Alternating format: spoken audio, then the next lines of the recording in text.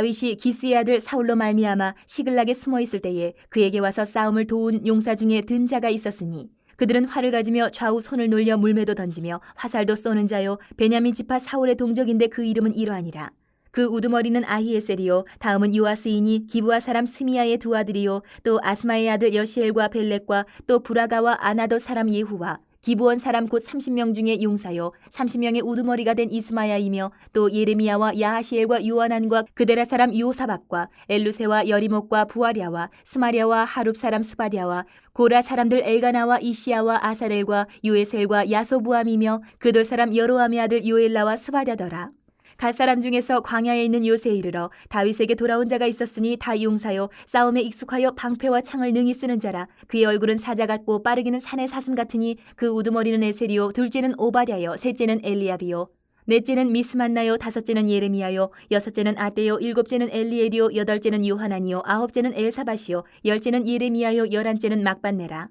이 가차손이 군대 지휘관이 되어 그 작은 자는 백부장이요 그 큰 자는 천부장이더니 정월에 요단강 물이 모든 언덕에 넘칠 때에 이 무리가 강물을 건너서 골짜기에 있는 모든 자에게 동서로 도망하게 하였더라. 베냐민과 유다 자손 중에서 요새에 이르러 다윗에게 나오매 다윗이 나가서 맞아 그들에게 말하여 이르되 만일 너희가 평화로이 내게 와서 나를 돕고자 하면 내 마음이 너희 마음과 하나가 되려니와 만일 너희가 나를 속여 내 대적에게 넘기고자 하면 내 손에 불의함이 없으니 우리 조상들의 하나님이 감찰하시고 책망하시기를 원하노라 하매 그때의 성령이 30명의 우두머리 아마세를 감싸시니 이르되 다윗이여 우리가 당신에게 속하겠고 이새의 아들이여 우리가 당신과 함께 있으리니 원하건대 평안하소서. 당신도 평안하고 당신을 돕는 자에게도 평안이 있을지니 이는 당신의 하나님이 당신을 도우심이니이다 한지라. 다윗이 그들을 받아들여 군대 지휘관을 삼았더라.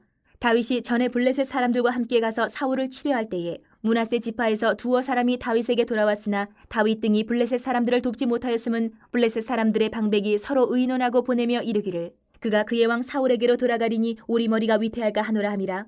다윗이 시글락으로 갈 때에 므낫세 지파에서 그에게로 돌아온 자는 아드나와 요사박과 여디아엘과 미가엘과 요사박과 엘리후와 실르데인이 다 므낫세의 천부장이라. 이 무리가 다윗을 도와 도둑대를 쳤으니 그들은 다 큰 용사요 군대 지휘관이 됨이었더라. 그때 사람이 날마다 다윗에게로 돌아와서 돕고자 하매 큰 군대를 이루어 하나님의 군대와 같았더라. 싸움을 준비한 군대 지휘관들이 헤브론에 이르러 다윗에게로 나와서 여호와의 말씀대로 사울의 나라를 그에게 돌리고자 하였으니 그 수요가 이러하였더라. 유다 자손 중에서 방패와 창을 들고 싸움을 준비한 자가 6,800명이요 시므온 자손 중에서 싸움하는 큰 용사가 7,100명이요 레위 자손 중에서 4,600명이요 아론의 집 우두머리 여호야다와 그와 함께 있는 자가 3,700명이요 또 젊은 용사 사독과 그의 가문의 지휘관이 22명이요 베냐민 자손 곧 사울의 동족은 아직도 태반이나 사울의 집을 따르나 그 중에서 나온 자가 3,000명이요 에브라임 자손 중에서 가족으로서 유명한 큰 용사가 28,000명이요 므낫세 반지파 중에 이름이 기록된 자로서 와서 다윗을 세워 왕으로 삼으려 하는 자가 18,000명이요 이사갈 자손 중에서 시세를 알고 이스라엘이 마땅히 행할 것을 아는 우두머리가 200명이니 그들은 그 모든 형제를 통솔하는 자이며 스불론 중에서 모든 무기를 가지고 전열을 갖추고 두 마음을 품지 아니하고 능히 진영에 나아가서 싸움을 잘하는 자가 5만 명이요 납달리 중에서 지휘관 1,000명과 방패와 창을 가지고 따르는 자가 37,000명이요 단 자손 중에서 싸움을 잘하는 자가 28,600명이요 아셀 중에서 능히 진영에 나가서 싸움을 잘하는 자가 4만 명이요 요단 저편 루벤 자손과 갓 자손과 므낫세 반 지파 중에서 모든 무기를 가지고 능히 싸우는 자가 12만 명이었더라. 이 모든 군사가 전열을 갖추고 다 성심으로 헤브론에 이르러 다윗을 온 이스라엘 왕으로 삼고자 하고 또 이스라엘의 남은 자도 다 한 마음으로 다윗을 왕으로 삼고자 하여 무리가 거기서 다윗과 함께 사흘을 지내며 먹고 마셨으니 이는 그들의 형제가 이미 식물을 준비하였음이며 또 그들의 근처에 있는 자로부터 이사갈과 스불론과 납달리까지도 나귀와 낙타와 노새와 소에다 음식을 많이 실어왔으니 곧 밀가루 과자와 무화과 과자와 건포도와 포도주와 기름이요 소와 양도 많이 가져왔으니 이는 이스라엘 가운데에 기쁨이 있음이었더라. 인간관계에 있어서 가장 많은 영향력을 끼치는 요인이 뭘까 생각해 보면 혈연인 것 같습니다. 혈연. 그 외에도 뭐 지연, 학연 등등 그런 것들이 혈연, 지연, 학연 등등 이런 것들이 우리 사람들을 하나로 묶기도 하고 어떨 때는 그것 때문에 나누어져서 다투기도 하고 여러 가지 일들이 일어납니다. 그러나 하나님의 나라는 사람의 공동체가 아니고 하나님의 나라는 이런 인간적인 이유가 아니라 신앙으로 묶인 공동체가 되는 것이 하나님의 나라예요. 오늘 본문 이 12장, 역대상 12장 1장부터 1절부터 40절까지 전체 내용을 보면 이 신앙으로 하나 된 공동체에 어떤 일들이 일어나는가 한번 우리가 살펴볼 수 있을 것 같습니다. 그러면서 우리 교회 공동체를 한번 여기에 비교해서 점검을 해 보면 좋을 것 같습니다. 먼저 1절부터 7절을 보면 다윗은요, 적의 인척들과 대적이죠. 그러니까 적의 가족들과도 하나가 됐어요. 이게 쉽지 않은 일이죠. 다윗이 이스라엘의 왕이 될 수 있었던 가장 큰 이유 중에 하나가 뭐냐? 바로 혈연, 지연, 학연 이런 것들을 그냥 다 뛰어넘습니다. 다 뛰어넘어서 누구와도 하나가 되는 모습을 보여줘요. 오늘 그 대표적인 것이 적의 가족들과도 하나가 돼요. 적의 친척. 적이 누굽니까? 다윗은 사울 왕에게 쫓겨다녀요. 여러 차례 죽을 고비를 넘깁니다. 사울 왕으로부터. 그런데 사울 왕에게 쫓겨서 적국이었던 블레셋으로 거짓 투항을 해서 도망을 갔을 때 그 시글락이라는 곳에 있을 때 놀랍게도 사울의 동족들이 다윗의 진영으로 들어옵니다. 사울의 동족들이. 지금 사울 왕이 다윗을 죽이려고 하고 있는데 그 사울의 인척들이 다윗의 편으로 들어와요. 여러분 이 상황을 한번 상상을 해 보십시오. 지금 왕 사울이 자신을 대신해서 왕이 되려는 다윗을 죽이려고 지금 군대를 보내고 다윗은 숨어서 지금 블레셋 진영에 숨어 있는 상황에서 사울의 인척들이 다윗에게 왔다. 어떤 착각을 일으킬 수 있을까요? 아, 이거 스파이 아닌가? 이런 생각이 들 수도 있어요. 그럼 받아들일 수가 없죠. 그런데 그들을 의심하지 않고 다윗은 받아들입니다. 정말 대단한 용단을 내린 거예요. 그런데 그들은 스파이가 아니었어요. 결국은 정말 다윗을 위해서 충성스러운 용사들이 됩니다. 이런 모습을 볼 때 우리를 점검해 봐야 돼요. 우리 교회를, 한국 교회를. 우리는 하나님을 섬긴다고 하면서 인간관계를 먼저 따지지는 않는가? 한번 점검을 하고 반성을 해봐야 돼요. 다윗의 적의 인척들까지도 받아들이는 그의 이 용단을 보면서. 또 하나는 그 정도는 아니지만 8절부터 15절을 보면 가깝지는 않았어요. 친하지도 않아. 그런데 그들도 받아들입니다. 다윗은. 그들도. 보면 이 8절부터 15절을 보면 갓지파 사람들 중에서 다윗에게 들어온 용사들이 있어요. 사람들이. 다윗에게. 사실 갓지파는요. 요단강 가나안 땅에 들어온 지파가 아니에요. 요단강 가나안 땅에 들어오기 전에 요단 동편에서 땅을 차지한 사람들이에요. 그러다 보니까 이스라엘 백성이라고는 하지만 요단 서편 저 남쪽에 있는 유다 지파였던 그 다윗과는 거리가 너무 멀어요. 요단 건너편의 저 북쪽이에요. 갓지파는. 별로 친하지가 않아.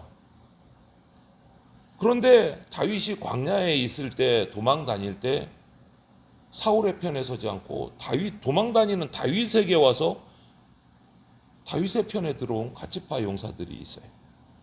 정말 그들은 자신의 목숨이 위태한데도 불구하고 8절 15절을 보면 다윗을 위해서 작전을 수행을 합니다.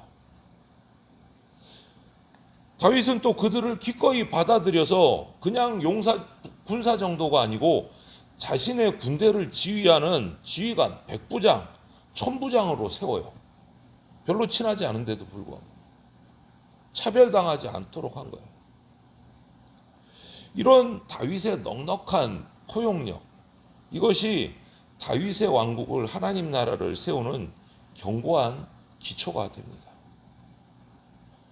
적의 친척들도 받아들여요.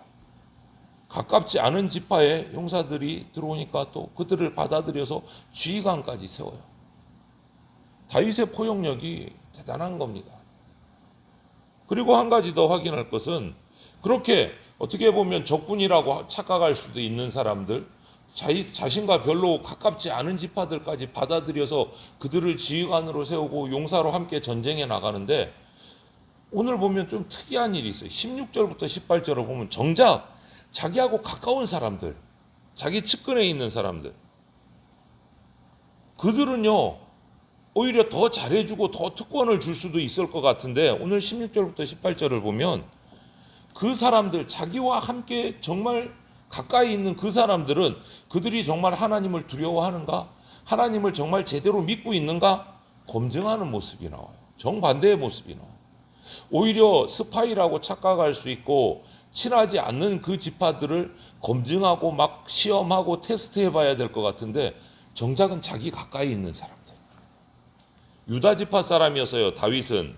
그리고 사울과 관계는 좋지 않았지만 사울의 사위였기 때문에 사울의 지파였던 베냐민 사람들하고 가까운 사람들이 많이 있었어요. 자기 또 가까운 유다 지파들은 당연히 더 가깝지요. 잘 알지요. 그런데 그들이 다윗에게 왔을 때는 16절 17절을 보면 그들이 나하고 친하다는 이유로 자기를 속여서 대적들에게 넘기려고 하는 그런 스파이 행동을 하지 않을까. 만약에 그렇다면 내가 너희들을 하나님이 감찰하시고 너희들을 하나님이 책망하시기를 원한다. 그들에게 이렇게 독한 말을 합니다. 사이가 틀어질 수도 있어요. 그럼에도 불구하고 그렇게 그들에게 시험이 되는 말을 할 때, 그때 18절 보면 특이한 일이 일어나요. 18절에 이렇게 말합니다. 그와 함께 했던 유다 지역부터 그 아마사라는 장군이 그 말을 듣고 삐져서 너하고 안 갈래가 아니고 성령이 아마세를 감싸고 그가 하나님의 도우심에 근거해서 다윗에게 오히려 더 충성을 맹세하는 모습이 18절에 기록이 되어 있어요. 이처럼 다윗은 자기의 혈족, 자기의 같은 지파라고 해서 더 중요하고 더 애지중지하고 특권을 베푼 게 아니고 오히려 더 검증하고 더 철저하게 점검을 합니다. 그들의 신앙에 근거해서, 혈연이라고 해서 그들을 가까이 세운 게 아니고 그들의 신앙을 더 점검하고 단단하게 점검해서 그들을 함께 나가요. 이런 모습은요 오늘날의 교회 가운데, 교회 공동체 가운데도 아주 중요한 원칙이 될 수 있습니다. 자기하고 가깝다고 해서 더 중직에 세우고 점검도 없이 가까이 하고 이런 게 아니다. 가까울수록 더 점검을 철저히 하는 다윗의 모습을 봐요. 이 외에도 19절부터 22절을 보면 므낫세 지파들이 다윗의 휘하로 그들도 다윗의 그 용단에 임입어 들어와서 큰 공을 세우기도 하고, 그 외에 여러 사람들이 다윗께로 다윗의 신하로 들어옵니다. 그 공동체가 점점 커져서 22절을 보면 하나님의 군대처럼 됐다, 이렇게 표현을 해요.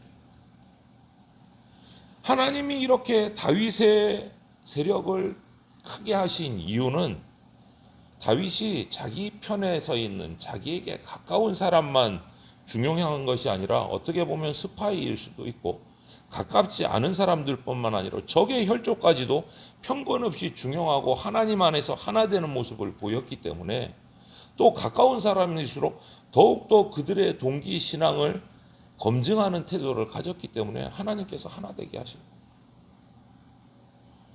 여러분, 이처럼 신앙으로 하나 된 공동체가 우리 교회 공동체가 돼야 돼요. 그것이 하나님 나라의 뿌리예요. 신앙으로 하나 된 공동체. 그래서 이렇게 하나 된 공동체, 하나님 나라의 큰 군대가 된 다윗의 공동체는요 23절부터 40절을 보면 그들이 다 하나가 돼서 다윗을 헤브론에서 왕으로 추대를 하는 예식을 합니다. 왕으로. 북쪽 이스라엘, 남쪽 유다의 모든 12지파가 이제는 용사들이 모여서 다윗을 이스라엘 전체의 왕으로 세워요. 그리고 왕위에 오른 후에 사흘 동안 잔치를 벌립니다. 다윗이 왕이 되니까 이스라엘 전체가 기쁨으로 가득 찬 거예요. 누가 가져오라고 하지도 않았는데 다 음식을 가지고 옵니다.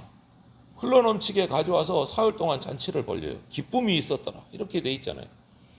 여러분, 하나님의 뜻을 중심으로 모인 다윗과 그 온 이스라엘의 용사들은요 큰 기쁨을 누려요.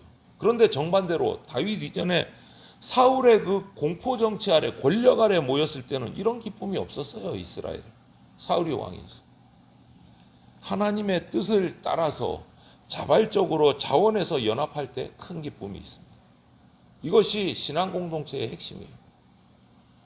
그러면 우리 교회는 정말 이렇게 하나님의 뜻을 중심으로 자발적으로 모여서 예배하고 섬기고 나누고 있는가? 우리는 날마다 점검해야 됩니다. 그 가운데 하나님이 주시는 큰 그 기쁨을 누릴 수 있기 때문에. 교회는요, 다윗이 이끌었던 이 군대처럼 오직 신앙을 기반으로 하고 인간관계 때문에 모이고 흩어지는 일, 이런 일 없어야 됩니다. 교회 가운데 만약에 혹시라도 혈연, 지연, 학연 등등등 이런 인간적인 영향력이 성령께서 하나 되게 하시는 영향력보다 더 커지면 그 모임은 이미 교회가 안 되는 거예요. 교회일 수가 없어요. 그래서 우리는 정말 심각하게 교회의 모습들을 점검하고 우리를 점검해야 돼요. 다윗에게 나온 이런 여러 용사들은요, 이스라엘을 하나님의 나라로 만들겠다, 하나님의 일꾼 되게 하겠다, 그 뜻 하나로, 그 신념 하나로 자신의 목숨을, 안정을, 평화를 포기하고 결단하고 다윗에게로 모인 거예요. 다윗이 아직 왕이 안 되어 있을 때요, 사울이 왕이었을 때요, 도망다니는 다윗의 편에 선 거예요. 하나님 나라를 바로 세워야 되겠다는 그 결단 하나. 자기 안위보다 하나님의 뜻을 중요하게 생각하는 이들을 통해서 하나님께서 하나님 나라를 세우시고 하나님의 의를 세우시는 거예요. 여러분, 하나님의 뜻을 따르는 길에 세상적인 동행자와 지지자가 없을 수 있습니다. 하지만 우리는 낙심하지 않아야 됩니다. 왜냐하면 그 하나님의 뜻을 따라가는 그 길을 우직하게 가다 보면 하나님께서 그 뜻을 같이 하는 동역자들을 보내주십니다. 반드시. 오늘 이 다윗의 모습을 보면 그래요. 결국은 그 세력이 하나님의 군대처럼 됐다라고 돼 있어요. 하나님의 뜻을 따라갈 때 그와 함께하는 사람들이 자꾸 늘어난다. 오늘 우리 교회가 그런 모습을 보이기를 바랍니다. 혹시라도 우리가 신앙보다 인간적인 친밀함을 기준으로 해서 우리 교회가 커질 것을 바란다면 우리는 그것들을 내려놔야 돼요. 그건 잘못된 생각입니다. 혹시 그런 마음이 내게 조금이라도 있다면 회개하고 신앙으로 하나 된 공동체를 이루기 위해서 섬기고 헌신하고 기도하고 전도하는 신앙 공동체를 우리가 이룰 수 있도록 애써야 됩니다. 오늘 우리 대전장로교회가 다윗의 공동체처럼 하나님의 뜻으로 신앙으로 똘똘 뭉친 하나님의 군대와 같은 공동체 될 수 있기를 주님의 이름으로 축원을 드립니다. 아멘.